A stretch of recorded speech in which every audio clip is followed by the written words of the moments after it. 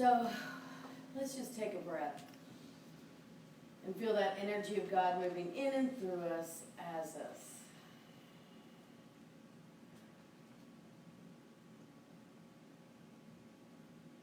I invite you to focus in on your breath for just a moment. Breathing with ease and grace.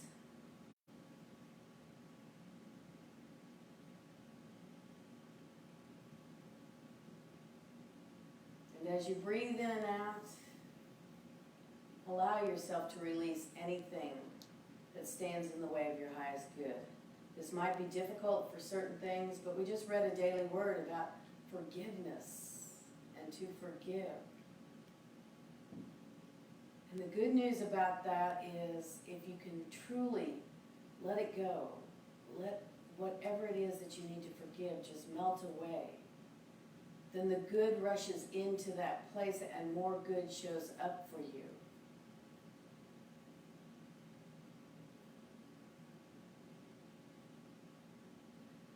So as you breathe in and out, if there's something that pops up in your head that you haven't forgiven,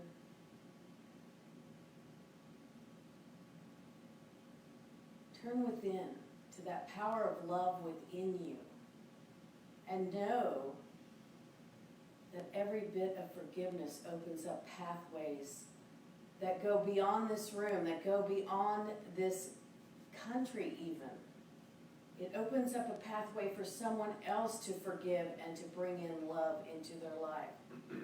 So if we see things in other countries that we are discouraged by or saddened by, or our hearts are heavy with it, then maybe we begin right here within our own self to forgive and release. So that that pathway opens up that power of love and sends it out to those that need it clear around the world. So as we take a time in quiet, in silence, I invite you to just keep breathing and allow that forgiveness to keep washing away anything that is standing in your way of feeling love in the silence.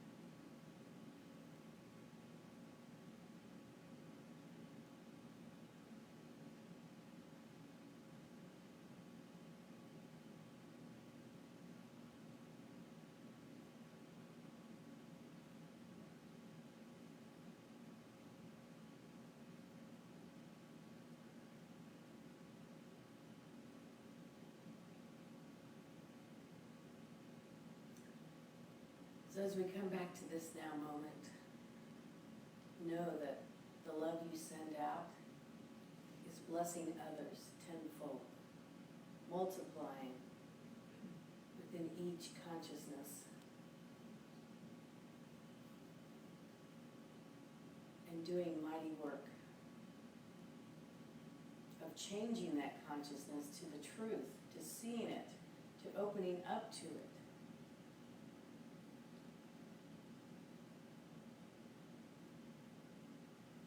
So I invite you to claim for yourself right now, I am love.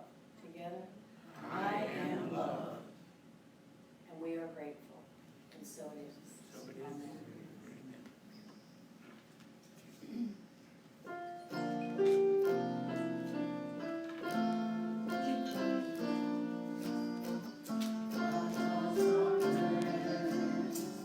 And we are always free.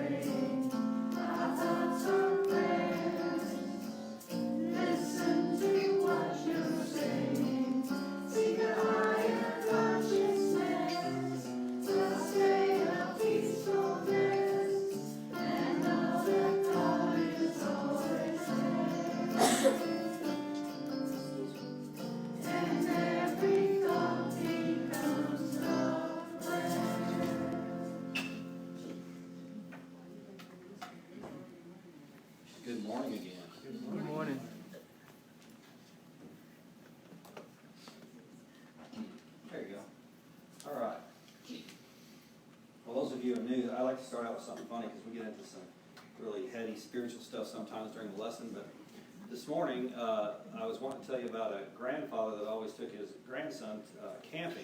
And it was kind of a tradition for them, so while they were growing up, they'd always go camping. Well, as the child grew up, he ended up going to college and ended up getting 4 degrees and was really A+ student, was really going to get out there and start to tear the world apart. And so the grandfather and him had this plan to go out camping one last time before he did that. And so they went out camping, set up their tent, set up the old campground, and went to sleep. And at 3 o'clock in the morning, the grandfather woke the grandson up and said, "What do you see?" And he said, "I see a bunch of stars." And the grandfather said, "I know that, but what does that mean to you?" And he says, "Well, astronomically, it means that there are billions of galaxies, and there's so many beautiful things out in the world, out in the cosmos, that it's unlimited." And he said, "Meteorologically, it tells me that today's going to be a great day. It's going to be sunny, and it's going to be a nice day. And spiritually, it tells me that it's looking at all these galaxies and everything, that we are unlimited as a spiritual being. What's it tell you, Grandpa?" And the granddad said, "It tells me that somebody stole our tent."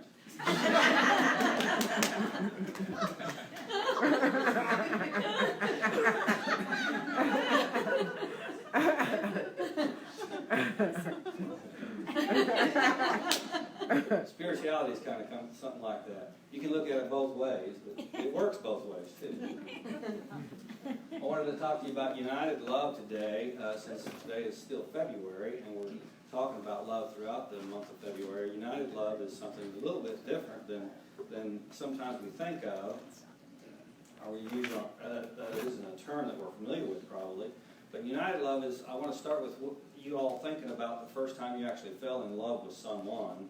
And think back at that time. Hopefully it wasn't that long ago. If you're like me and Francie, 28 years in, I'm still looking at her with ooh and awe on his first date. So, is that a good brownie point? Did you get that on camera? Okay. You got it. So, but remember back when the first time you fell in love and how everything seemed to be right and everything was perfect, not only about the person that you fell in love with, but also about the world you lived in, right? You remember that? Yes. Everything seemed to be going right. No matter what your situation was, your situation before the day you fell in love and after is no different as far as financial or whatever, but it still just feels totally different, didn't it? And the reason it felt different is because your inside spirit was saying, "Hey, this is something that's inside of me, and this is cool, and I'm really enjoying it with this other person." But how was life different? Life actually on the outside probably was not any different than it was the day before. But I appreciate, like someone had said earlier, about the situation in the world that is at war, and how we can look at it is important, because how we look at it, it not only reshapes how we look at it, how we feel about it, but it also sends some energy there that will change what is going on there. And to ignore it is not the same as looking at the truth of what's possible there. The facts that are there happening now is not being ignored. It's but what we as spiritual beings need to look at the truth, the possibilities. It's just like when we say anything about a prayer for any one individual on health or anything. If we look at it and see them healthy instead of sick, then that will help them heal. Has your understanding of love evolved during your life?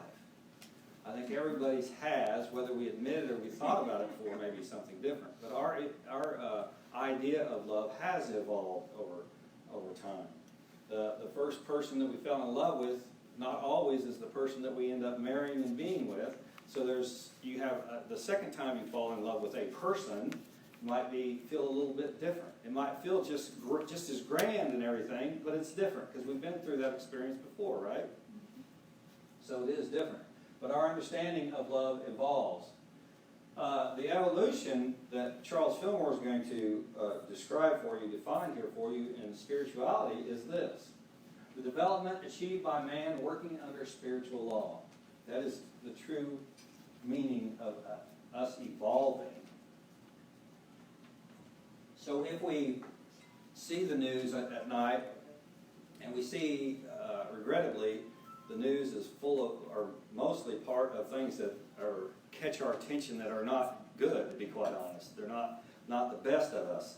So when we look at that and we have a visceral reaction, then we need to look inside of ourselves and find out why we are having a visceral reaction and kind of refocus that into something like a prayer or something for those people involved in that situation. Because always remember, no matter what the situation, God is there. And if we remember that, we'll be better off. It is the result of the development of ideas in mind, just like I'm talking about. It's the result of the development of ideas in mind.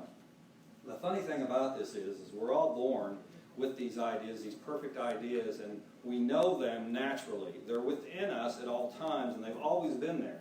Yet if we don't pull them out and use them at times, we won't lose them, but we will not be in practice of using them, and they may be harder to pull back out. You follow me? Yes. How many people have ridden a bicycle? How many people think they could ride it? A lot of people raise their hands, and a lot of them I know, if you're like me, haven't ridden a bicycle in many years. But do you think you could still ride a bicycle? Yeah, of course you could. And you may fall the first time, to be quite honest. But it's only going to be 1 or 2 times. It's not going to be, a lot of times like it was before, right, when you learned how.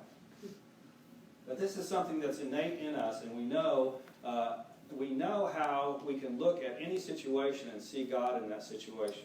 Not on the outer circumstances, maybe, but in the situation. What we are is the result of the evolution of our consciousness. That means what we are on the outside. And this consciousness is the result of seed ideas sown in the mind.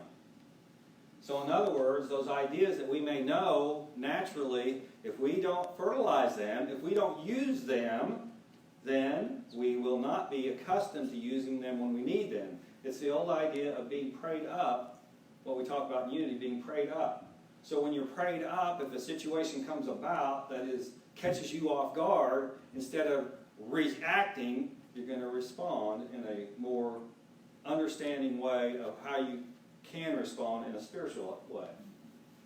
In the beginning, God implanted, this is going back to what I just said a minute ago, in the beginning, God implanted His perfect word, involved this seed word into each man. So in other words, we are born with this, we know this. Evolution is the unfolding in consciousness of that which God involved in man in the beginning. So, a lot of people over time, and they still say it a lot, is, what would Jesus do? Or, if only I could be like Jesus. Well, you're like Jesus, and you're more than Jesus if you choose to be. All Jesus did was evolve those ideas into how they can be used in His life today. And so when Jesus said, these things and greater you shall do, He meant that. And He meant do it. Don't just talk about it. Don't try to be like me. Be better than me. Right? Okay. Sometimes that's hard to take in, but that's the truth. Love evolves from a physical attraction for another person to a true caring for all people. And so what that means is that when we fell in love with one person, and we've had that great feeling, we can have that great feeling with everyone without being a physical attraction. It being a spiritual attraction. Do you follow me? Yes. And it's an evolved mind that can do that. You can't. When we think of other people, I don't even like using the word other because it refers to us kind of like different. But we could say all of us are different, right? But I'd rather prefer us say all of us are unique because that's what God made us, unique individuals. Is Mickey here today? I see Sandy. Mickey's not here today. Well, Mickey and Sandy are identical twins. But once you get to know them, they're not identical, are they? They're not, oh, whoa, I didn't mean to hear that kind of response. Yeah, they're not the same, I understand. But it's a good thing, come on now. It is a good thing. And I'm not going to say which side of the fence you're on that. I'm not going to ask that. But anyway, it is a good thing. If she was here, she'd say she was the good twin. Yes, I know. Yeah. You're both good twins. That's right. Anyway, so we can look at people, and like a conflict in the world, we can look at the conflict and instead of trying to say who's right and who's wrong, try well, if we can't physically be there and talk to the participants, then we can just send our love there to everybody, send healing thoughts to everybody, which is both sides, because the aggressor that may be on top at the time needs some healing too, because they've got some issues that they need to work through, right? Mm-hmm. And the guy being, or the people being beaten up or whatever, need physical help, don't they? They need out of there, right? So we can look at it working for everybody. And we need to.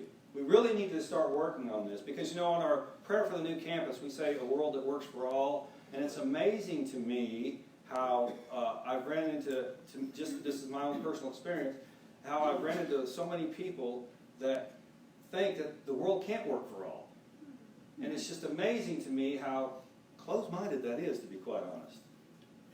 If you don't think the world can work for all, then what is preventing that from happening? In your mind, first of all. Yes. Because that's where it has to start. It has to start in our mind. But it can work for all of us. One of the reasons I think that we get hung up on that, some people get hung up on that not working for all, is because we have a idea of lack, isn't it? There's only so much to go around. Right. That's not true. I mean, if you, even in the joke I told earlier, the unlimitedness of the cosmos, and I don't know if you read, I was so excited this week, I read this, and I don't know if you saw it. They found a galaxy that has, and a planet that has oxygen on it. Did you see that in the news? I don't know how many people saw that. And it's something like, what is it, 21 light years away or something like that. It's a ways away. But, and then I found out also, if you read that article, I found out also that the observatories that we use to look at it, the reason that this is the first one that we've confirmed is because there's some gases in our atmosphere that dwarf those waves coming back, and we can't tell for sure. But this happened to be some interstellar gauges that we found, so we know it was a planet that has oxygen. So it's just amazing, and it continues to happen. We evolve not only in our own spiritual understanding, but we evolve physically too in our mental understanding up here. But love evolves into a physical attraction for a caring of all people. And I don't think, this is just my personal opinion, but I don't think we'll be allowed, if you will, to go to another planet like that until we figure out how to get along ourselves. Right? I mean, I think we have to get along ourselves. It's kind of silly. Okay. Now, I want to go to something else first. All right. So we're talking about evolving, and this man had this. Some people would call him a kleptomaniac, and that is going into somewhere and just taking stuff, okay, and not really noticing it. But I don't know. This judge didn't really want to hear any of that stuff. He said, "Well, what did you steal this time, Mr. Jones?" And Mr. Jones said, "I stole a can of peaches." And he said, the judge said, "Well, you know what? How many peaches were in that can?" And he said, 5, Your Honor. And he said, "Well, I'm going to give you a day in jail for each peach you stole." And so you got 5 days in jail. And the judge said, before he put his gavel down, said, "Now, how many, or does anybody else have anything to say?" And the wife stood up and said, "Yes, Your Honor." And so by this time, she was fed up with him stealing all this stuff and having to do all this legal stuff. She said, "Yes, Your Honor. He also stole a can of peas."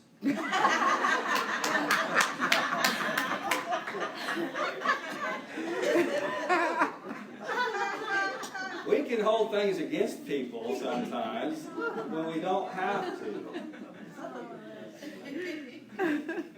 Spiritual love is an understanding that all people have a history, and that their own viewpoint of that history has shaped them into what they are today. So when we hold a prejudice against somebody, when we hold anything against somebody else, a type of people or a person, it's because of our background, right? It's because of what we've learned about it. Now that person may be just a mean old person, and it is a very nice person. But still, our background with them has shaped our idea of that person, right? Mm-hmm. And if that's true, then we can change our idea, our perception of that person, can't we? Yes. Mm-hmm. So I know that's hard to ask sometimes, but it is something that we can change.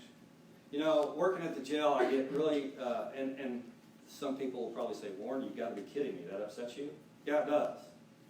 I get to know these people, and you know, when I find out they've lied to me, it bugs me. Well, they're a bunch of liars. How can that bug you? Well, maybe so. But you know, when you get a relationship with somebody, relationship is built on what? Trust. Trust. Yeah, honesty and truth. So it still bugs me sometimes when they lie to me. And, you know, I have to tell myself, you know, that's what they're used to doing. Okay? They can change as long as I'm truthful to them and I follow through with what I say.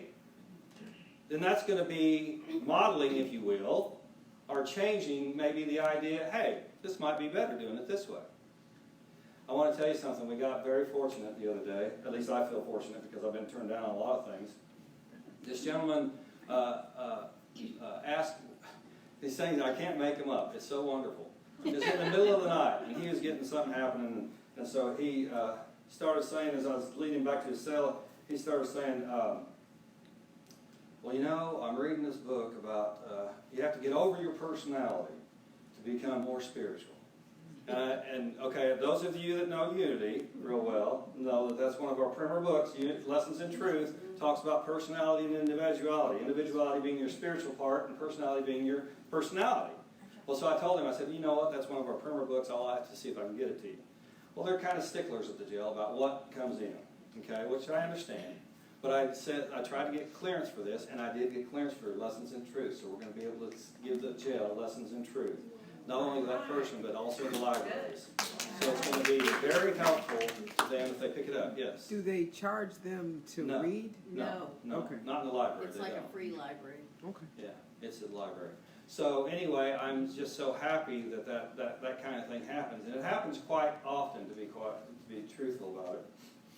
So when we allow ourselves to have a different viewpoint of someone, no matter what they've done to